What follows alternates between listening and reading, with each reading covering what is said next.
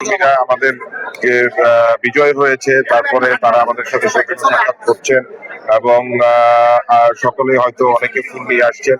তো আমি বলেছি সবাইকে যে ফুলের পরিবর্তে গাছ দেওয়ার জন্য, এবং এই গাছগুলো আমাদের উপকারে আসবে, সমাজের উপকারে আসবে। এবং আপনারা জানেন যে আমাদের মাননীয় প্রধানমন্ত্রী যে পরিবর্তনের অঙ্গীকার করেছিলেন, সেই পরিবর্তন ইতিমধ্যে আপনারা লক্ষ্য করছেন যে বিভিন্ন জায়গায় সেই পরিবর্তনগুলো আসছে। এবং আমরা উনি 5 কোটি গাছ প্রতি বছর বাংলাদেশে লাগাবেন এবং 25 কোটি গাছ আমরা লাগাবো বলে বিএনপি অঙ্গীকার করেছে, আমাদের মাননীয় প্রধানমন্ত্রী অঙ্গীকার করেছে। সেই লক্ষ্যে আমরা কাজ করছি। তো সেই জন্যই আজকে এই ব্যতিক্রমী আয়োজন, আমাদের নেতা কর্মীদের উদ্দেশ্যে আমাদের বার্তা দেয়া যে তারা যেন ফুলের পরিবর্তে গাছকে প্রায়োরিটি দেয় এবং বৃক্ষরোপণে যেন আমরা সকলে কাজ করি। এবং আমরা উপহার হিসেবে ফুল অবশ্যই ভালোবাসার প্রতীক, সেটা কিন্তু তার ফুলটা নষ্ট হয়ে যায় খুব দ্রুত।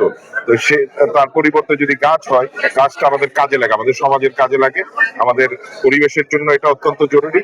এবং আমরা ফুলের পরিবর্তে গাছের যে কালচারটা, সেটা আমরা উপহার হিসেবে শুরু করতে পারি।